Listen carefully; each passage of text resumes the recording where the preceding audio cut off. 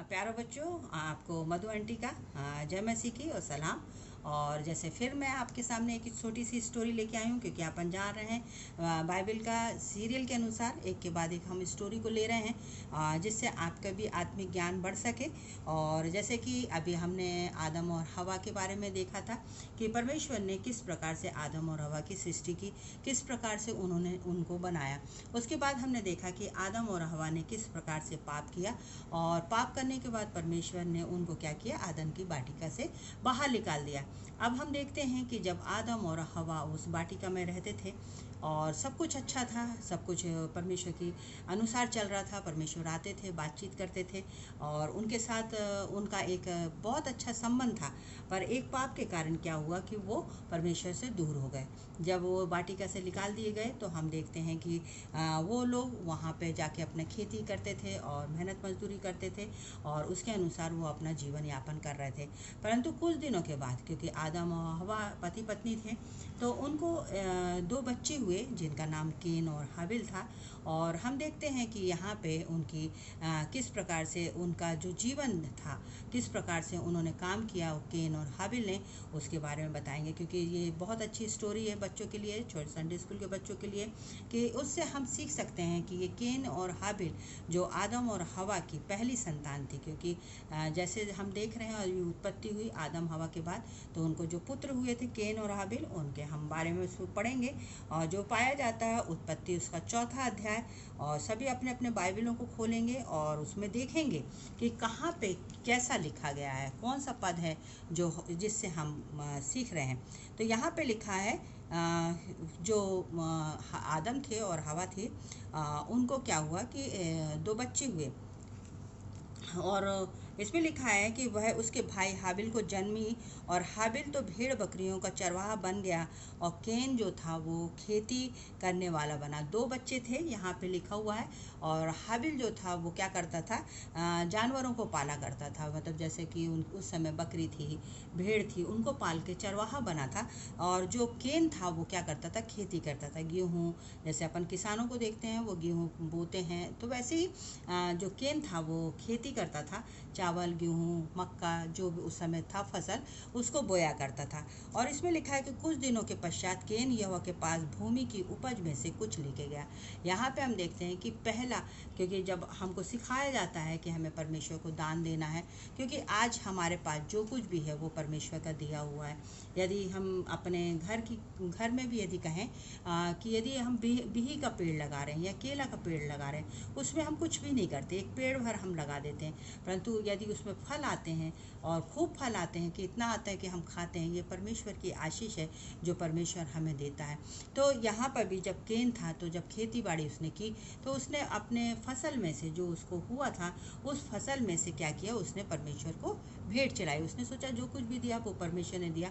उसी प्रकार हाबिल भी, यहाँ आगे लिखा हुआ है, ये हाबिल भी अपनी भेड़ बकरियों का एक पहलौटा बच्चा भेंट चढ़ाने के लिए आया और उसकी चर्बी भेंट चढ़ाई।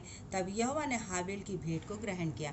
और हाबिल के लिए हम लिखा हुआ है कि हाबिल चरवाहा था, तो उसके पास जो भेड़ बकरियां थी उसमें से सबसे कोमल, सबसे प्रिय था, उसकी भेंटों को वो लेके परमेश्वर के पास लिया। जैसे परमेश्वर के वचन कहता है कि जब हम परमेश्वर को दान देते हैं तो उदारता के साथ दान दें। जब हम परमेश्वर के पास लाते हैं तो बिना कुड़कुड़ाए, बिना हिचकिचाहट करके हम खुशी के साथ, आनंद के साथ परमेश्वर को दान दें। परंतु यहाँ हम देखते हैं कि जब भेंट लाई गई तो दोनों भेंटों में से एक की भेंट को कबूल की गई, क्योंकि यहाँ पे लिखा हुआ है कि उसने अपने पहलोटों में से, क्योंकि आपको मालूम है कि जो अपने पास सबसे अच्छी प्यारी चीज़ होती है उसको अपन देना नहीं जानते। और परमेश्वर वही चाहता है कि जैसे हम अभी आगे चल के इसहाक की कहानी पढ़ेंगे, है ना, कि किस प्रकार अब्राहम को परमेश्वर ने एक ही बच्चा दिया था, संतान दिया था, वो उसका पहलोटा ही बच्चा था, और परमेश्वर ने कहा कि वो मुझे दे दो। तो वो मैं आगे चल के पढ़ेंगे कि किस प्रकार, परंतु उन्होंने दिया, मतलब तो परमेश्वर ने उसकी भेंट को कर। वैसे ही यहाँ पे भी ये क्या करता था कि अपने जानवरों का पहलोटा जो सबसे प्यारा है, सबसे कोमल है, बड़ी खुशी के साथ उसने परमेश्वर को दान दिया। परंतु जो केन था उसने वो सारी चीज़ें नहीं की।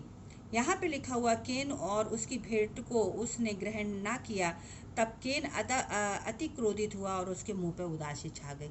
जब भेंट चढ़ाई गई तो उसमें लिखा हुआ है कि परमेश्वर ने क्या किया, केन की भेंट को स्वीकार नहीं किया, क्योंकि उसने मन से नहीं दिया था, परंतु हाबिल ने बड़े आनंद के साथ अपनी भेंट को दिया और परमेश्वर ने हाबिल की भेंट को पसंद किया और केन क्या हो गया, वहाँ पे उदास हो गया। यहाँ लिखा है कि तब यहोवा ने केन से कहा कि क्यों क्रोधित हुआ और तेरे मुंह पे उदासी क्यों आई। यहाँ पे परमेश्वर कहता है कि तू क्यों उदास हो रहा है, तेरे मुंह का, क्योंकि जब हम उदास होते हैं तो हमारे चेहरे पे दिखने लगता है कि हम उदास हुए। जब हमारा कोई पसंद करता है कोई भेंट या किसी को देते हैं और जब वो खुश होता है तो उसके चेहरे पे क्या होती, खुशी आती है। तो यहाँ पर परमेश्वर उससे बोलता है कि तू क्यों उदास है, यदि तू भला करे तो क्या तेरी भेंट ग्रहण ना की जाएगी, यदि तू भला ना करे तो पाप द्वार पर छिपा है और उसकी लालसा तेरी ओर होगी और तू उस पर प्रभुता करेगा। क्या होता है कि परमेश्वर कहता है कि यदि तू क्या भला करता तो क्या तेरी भेंट को ग्रहण नहीं किया जाता है। यहाँ पर परमेश्वर वहाँ पे उसको केन को समझा रहे हैं। तब केन ने अपने भाई हाबिल से कुछ कहा और जब वे मैदान में थे तब केन ने अपने भाई पर चढ़कर उसको घात किया। यहाँ पे हम देखते हैं कि दो भाई थे, प्रेम से थे, बचपन में खेलते थे, कूदते थे, परंतु एक स्वार्थ, एक लालच उनके मन में आ गई और वो नफरत करने लगा, घृणा करने लगा।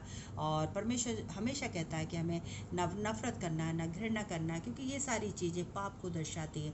और यहाँ पे हम देखते हैं कि केन के जीवन में भी अपने भाई के प्रति नफरत आ गई कि परमेश्वर ने उसकी भेंट को ग्रहण किया और हमारी भेंट को ग्रहण नहीं किया। और यहाँ पे लिखा हुआ कि केन ने अपने भाई के को कुछ कहा। इसमें लिखा तब केन ने अपने भाई हाबिल से कुछ कहा। अब क्या कहा इसमें नहीं लिखा है, परंतु उसने लिखा कि कुछ कहा। हो सकता है कि उसने अपने भाई को बोला होगा या झूठ में बोला होगा या बड़े प्यार से बोला होगा कि अपन बाहर जाते हैं, बाहर खेत में जाते हैं, बाहर मैदान में चलते हैं, और वो उसकी बातों में आ गया। और यहाँ पे लिखा हुआ कि वो जब भाई से कहा तब मैदान में था, तब कैन ने अपने भाई पर चढ़कर, जब वो एकांत में हो गया, अकेला हो गया, तब उसने क्या किया, केन ने अपने भाई को क्या कर दिया, मार दिया। यहाँ लिखा तब यहोवा ने केन से पूछा तेरा भाई हाबिल कहाँ है। उसने कहा मालूम नहीं, क्या मैं अपने भाई का रखवाला हूँ। मतलब उसने एक गुनाह किया, उसने अपने भाई को मार दिया। और उसके बाद बोलता है कि जब परमेश्वर उससे पूछता है कि तेरा भाई कहाँ है, तो वो कहता है कि मैं नहीं जानता, क्या मैं उसका रखवाला हूँ। हमारे साथ भी बेटा बच्चों यही होता है कि जब हम झूठ बोलते हैं, कुछ गलत करते हैं अपने माँ बाप के विरुद्ध में या अपने बड़ों के विरुद्ध में या टीचर्स के विरुद्ध में, जब कभी गलत करते हैं तो एक गलती के बाद हम कई झूठों को बोलते जाते हैं। यहाँ पर भी क्या हुआ, इस केन ने क्या कहा कि क्या मैं उसका रखवाला हूँ।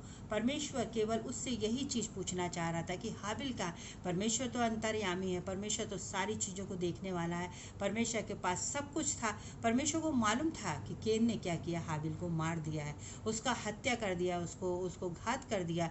परंतु फिर भी परमेश्वर, क्योंकि केन से भी उतना ही प्यार करता था और हाबिल से भी उतना ही प्यार करता था, और परमेश्वर ने केन से पूछा क्या तेरा भाई कहाँ है। वो चाहता था कि केन क्या करे, अपने गुनाहों का पश्चाताप करे, अपनी गलती को महसूस करे और वो कह दे कि हाँ प्रभु, मैं जानता हूँ क्योंकि तूने उसके भेंट को स्वीकार किया था, मुझे पसंद नहीं आया इसलिए मैंने उसको मार दिया। वो कह सकता था और शायद हो सकता था कि वहाँ पे स्थिति अलग हो जाती, परंतु यहाँ हम देखते हैं कि वो एक झूठ के बाद, एक गलती के बाद, एक पाप के बाद और पाप करता और परमेश्वर से वो झूठ बोलता है क्या मैं उसका रखवाला हूँ। उसने उससे कहा कि तूने क्या किया, तेरे भाई का लहू भूमि में से मेरी ओर चिल्ला कर मेरी दुहाई दे रहा। यहाँ पे लिखा है कि ये तूने क्या किया, तूने मारा, घात किया। आप मारते हैं तो खून निकलता है शरीर से, और वो जो धरती थी उसमें, क्योंकि ज़मीन में वो गिर गया, जब मारा होगा तो ज़मीन में गिर गया होगा, और उसके शरीर से, क्योंकि छुरा मारेंगे या कुछ वेपन से मारा होगा तो जिससे भी किया होगा तो उसके शरीर से वो खून निकला होगा और उस ज़मीन पर वो खून बह गया। और परमेश्वर कहता है कि तूने ऐसा क्यों किया, क्योंकि हाबिल का जो खून है वो मुझे पुकार रहा है, चिल्ला रहा है और दुहाई मांग रहा है। यहाँ पे मैं एक छोटी सी यही बात करती कि दुहाई मांग रहा था, शायद वो भाई था तो खून भी उसके बाद परमेश्वर से कह रहा था कि इसको क्या करना, बचा लेना, इसके ऊपर दया करना। ये वो कह रहा है कि वो चिल्ला रहा है, दुहाई दे रहा है, पुकार रहा है ना, यहाँ पे लिखा है। तो हो सकता है कि उसका भाई कह रहा था कि मेरे भाई को तू बचा लेना। यहाँ पे लिखा हुआ है कि इसलिए अब भूमि तेरे भाई का लहू तेरे हाथ से पीने के लिए अपना मुंह खोला है, उसके कारण तू श्रापित होगा। वहाँ पे कहता है कि धरती में उसका लहू गया और लहू ने उसको धरती ने उस लहू को खींच लिया, क्योंकि जो केन था वो खेती करता था और किसानी करता था। बोलता है इस कारण से ये धरती क्या हो गई, श्रापित हो गई। मतलब तुझे और मेहनत करनी पड़ेगी और कड़ी परिश्रम करना पड़ेगा। और परमेश्वर ने उसको कहा कि ये श्रापित क्या, ये ज़मीन क्या हो गई और भी श्रापित हो गया। चाहे तो भूमि पे खेती करे तो भी उसकी पूरी उपज तुझे ना मिलेगी और तू पृथ्वी पर बेहूदा और भगोड़ा कहलाया जाएगा। परमेश्वर ने उसको एक श्राप दिया कि तूने अपने भाई की हत्या करी, इसलिए तू क्या करेगा, भगोड़ा कहलाएगा। मतलब भागता ही रहेगा, परिश्रम करता रहेगा, मेहनत करता रहेगा और इसी प्रकार तेरा जीवन करेगा। परंतु यहाँ पे कहते हैं कि फिर केन बोलता है कि परमेश्वर, ये जो तूने मेरे को कहा है ये मेरे लिए शायद बहुत बड़ा होगा कि मैं जहाँ कहीं भी जाऊँगा वहाँ पे क्या होगा कि मुझे लोग मारेंगे कि इसने अपने भाई की हत्या करी है, इसने बुरा किया। आज हम देखते हैं कि जब अपन झूठ बोलते हैं, चोरी करते हैं या किसी प्रकार की कोई गलत बात करते हैं तो लोगों को यदि मालूम हो जाते हैं तो बार बार बोलते हैं अरे ये तो लड़का ऐसा था, अरे लड़के ने तो गाली दी थी, अरे इसने कहा। इससे अच्छा है वो अपमान की ज़िंदगी, वो पल पल जो लोग बोलते हैं वो हमें बहुत दुख पहुंचाती।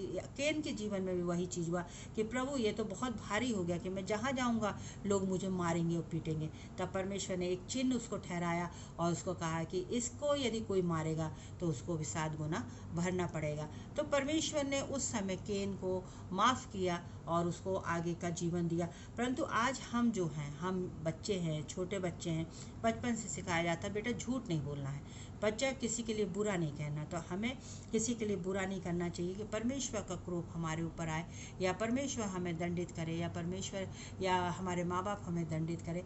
हमें ईमानदारी के साथ, वफादारी के साथ, परमेश्वर का भय मानते हुए अपने माँ बाप का, अपने बड़ों का, और सबसे बड़ी बात है कि हमें परमेश्वर का आदर सम्मान करना है और परमेश्वर को अपनी दृष्टि में भय मानते हुए हर काम को करना है, ताकि हमें एक झूठ के बाद दूसरा झूठ, दूसरे से तीसरा, तीसरे से चौथा, हमें कई झूठ बोलना ना पड़े। परंतु एक साफ सुथरी ज़िंदगी, पवित्रता की ज़िंदगी जब हम जीते हैं तो परमेश्वर का अनुग्रह और आशीष हमें मिलती है।